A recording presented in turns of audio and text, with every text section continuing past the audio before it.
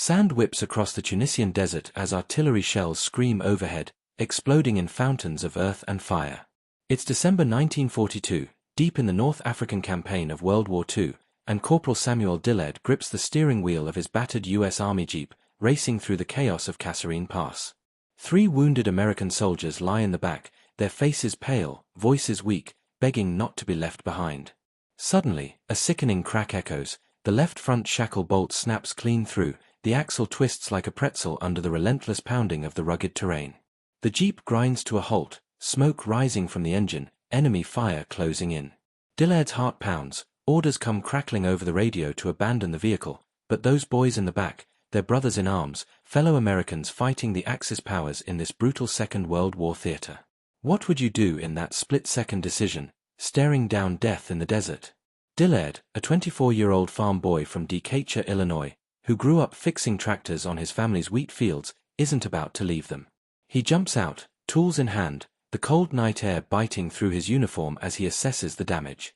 The shackle is gone, the spring eye elongated from months of abuse in this unforgiving WWII landscape.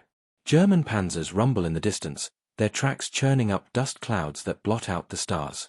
But Sam's mind races back to letters from home, his mom's words about praying for him every night, his little brother's questions about the big adventure overseas. Those personal touches keep him grounded, remind him why he's here, serving in the U.S. Army alongside thousands of other young Americans who left their hometowns to turn the tide against tyranny. He scavenges the area, spotting a burnt-out German half-track nearby, its wreckage a testament to the fierce battles raging across North Africa. From it, he pulls a length of high-tensile wire, tough stuff the enemy used for their own repairs. Back at the Jeep, he loops the wire through the damaged spring eye, wraps it around the frame horn, and twists it tight with his wrench, using every ounce of leverage his strong arms can muster.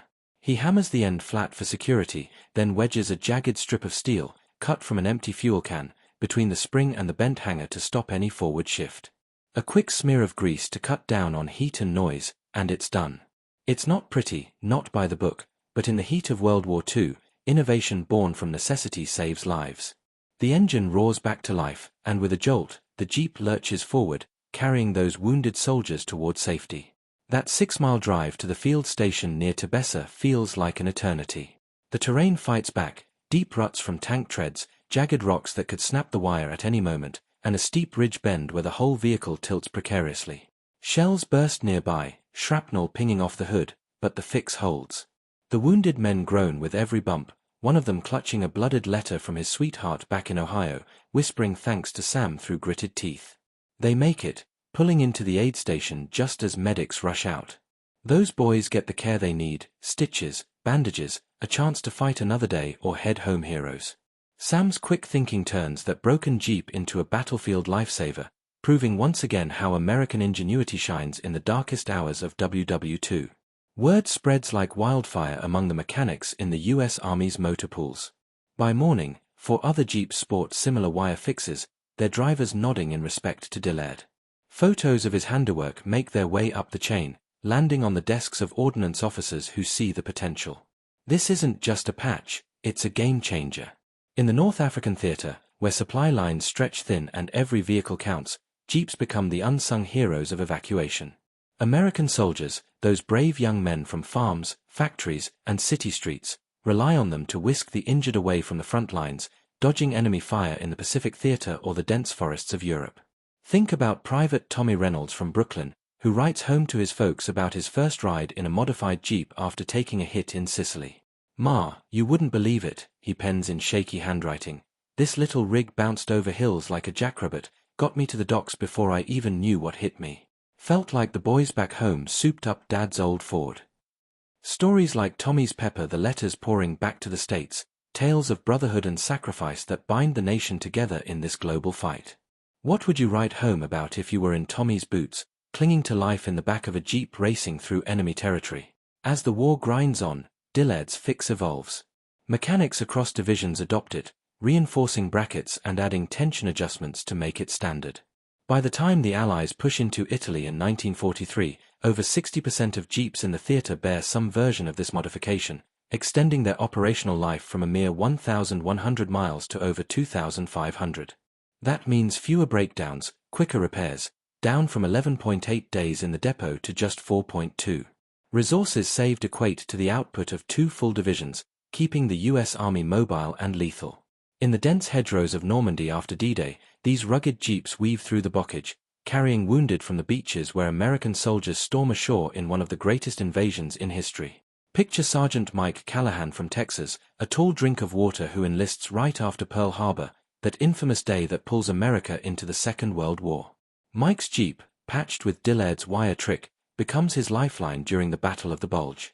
Snow blankets the Ardennes forest, temperatures plummet below zero, and German artillery rains down.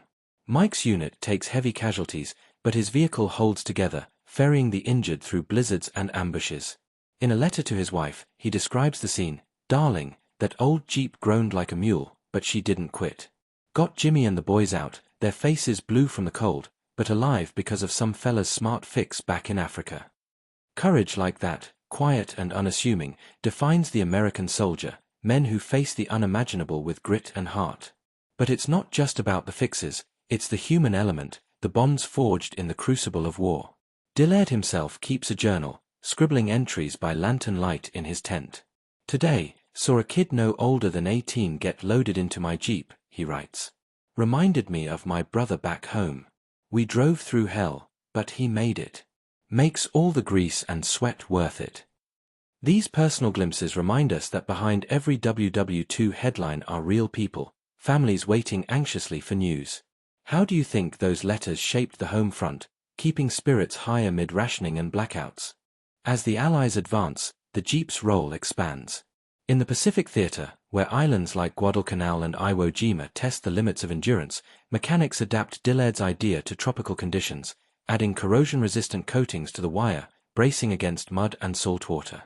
Lieutenant Bob Harlan from California, a surfer-turned-soldier, leads a team modifying jeeps for jungle evacuations. "We twisted that wire tighter than a sailor's knot," he recalls in a post-war interview, pride evident in his voice. One night, under a monsoon downpour, his jeep pulls 3 Marines from a shelled foxhole, the fix holding as vines snag the undercarriage. Bob's letter home captures the emotion. "Mom, Dad, these machines are more than metal, they're saving our brothers. Wish you could see the gratitude in their eyes." The innovation catches on officially.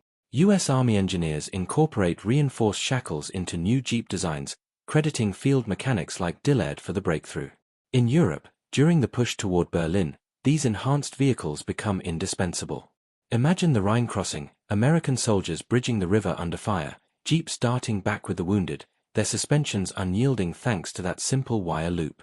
Private Eddie Gonzalez from New Mexico, hit by shrapnel, owes his life to one such ride. "Felt like flying," he writes to his sister. "That jeep didn't stop for nothing. God bless the guy who figured out how to keep him running." Yet, amid the triumphs, tension builds. It's late 1943, and Dillard's unit presses deeper into Italy, the mountains looming like silent sentinels. Enemy snipers pick off drivers, and a convoy ambush leaves jeeps scattered like toys. Sam's own vehicle takes a hit, the wire straining as he maneuvers through debris, wounded piling in. Bullets whiz past, one grazing his helmet, and just as he guns the engine for escape, a massive explosion rocks the road ahead, a minefield undetected, the lead jeep vaporized, blocking the path. Trapped, with night falling and Axis forces closing in, Dillard stares at the chaos, his quick fix now the only hope for survival. Will it hold under the ultimate test? No time to hesitate. Dillard shouts orders, mechanics scrambling to reinforce the wire on the spot while medics tend the injured.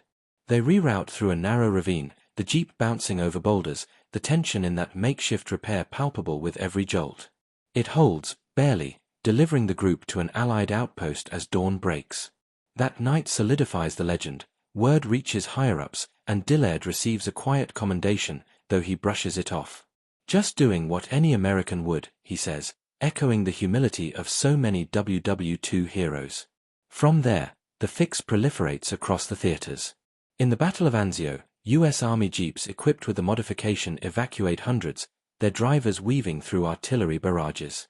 Corporal Jenny Walsh, "No, wait, women serve too, but in support roles. Actually, let's honor the men on the front," like Private First Class Hank Thompson from Michigan, who modifies his jeep mid-battle, saving his platoon leader.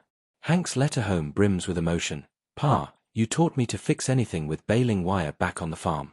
Saved lives today because of it.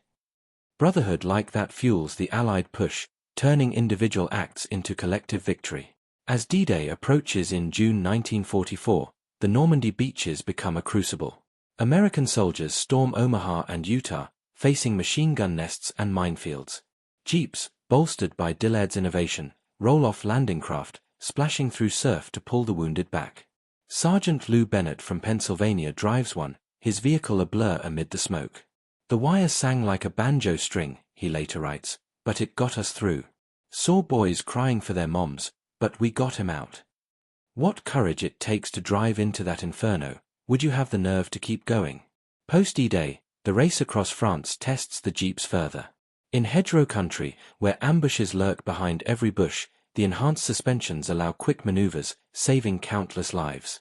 Lieutenant Colonel Frank Dawson, overseeing logistics, notes in reports how these fixes reduce vehicle losses by 40%, freeing resources for the front. Personal stories abound. Private Carl Jensen from Minnesota, evacuated after a grenade blast, pens, "That Jeep was my guardian angel. Mechanic's trick kept her steady over those fields." Into the fall, the market garden operation sees Jeeps pushing limits in Holland's flatlands. Mud clogs everything, but the wire holds, tensioned against the pull. One driver, Specialist Ray Kowalski from Chicago, hauls a full load through flooded roads, his letter capturing the drama. Water up to the seats, but she didn't falter. Thought of you all back home, cheering us on. These tales of sacrifice remind us of the human cost, the quiet heroes who make victory possible. By winter, the Battle of the Bulge erupts in Belgium's Ardennes. Sub-zero temps freeze engines, but mechanics apply Dillard's method with heated wire for better twists. Captain Joe Harlan, no relation to Bob, leads a convoy through blizzards, jeeps laden with wounded. "Fog so thick you can't see your hand," he writes home, "but the fix kept us moving. Lost count of the boys we saved." Pride swells in these accounts, American resilience shining through. Yet danger peaks again. It's January 1945, deep in the Bulge, German counterattacks fierce. Dillard, now promoted, drives a lead jeep in a relief column. Snow blinds, artillery thunders, and suddenly, an 88mm shell strikes nearby, flipping vehicles. His jeep skids, the wire straining to breaking point, wounded screaming as enemy infantry advances. Pinned down, ammo low, the fix teetering on failure. Will this be the end for the innovation that saved so many? Adrenaline surges. Dillard rallies his men, using the jeep's hood as cover to retwist the wire under fire. Bullets ricochet, but they succeed, the vehicle roaring back to life. They break through, delivering the injured to Bastone's besieged defenders. That moment cements the legacy. Dillard's fix not just repairs a part, but restores hope. As the war winds down, pushing into Germany, jeeps with the modification cross the Rhine, evacuate from concentration camps, witness liberation's joy. Private Alan Foster from Oregon writes of one such run, "Saw things no man should, but got those poor souls out. Jeep held like a champ." In the Pacific, adaptations continue on Okinawa, where mud and hills challenge everything. Sergeant Vic Ramirez from Arizona modifies his with local bamboo braces, saving Marines in torrential rains. "Family, this war's almost over," his letter reads, "thanks to tricks like this." Victory in Europe, then Japan, jeeps stand as symbols of American perseverance. Dillard returns home a hero, though humbly, his innovation etched into military doctrine. Post-war, jeeps evolve, but that wire fix inspires generations. Think of the lives touched, soldiers who hug families again, children growing up with fathers thanks to one mechanic's defiance. In reflecting on World War II, it's these stories of courage, like Samuel Dillard's, that endure. American soldiers' sacrifice, their brotherhood, turned the tide. What legacy would you hope to leave in such times? The Jeep, once a simple scout, becomes a lifesaver, all because one man refused to quit.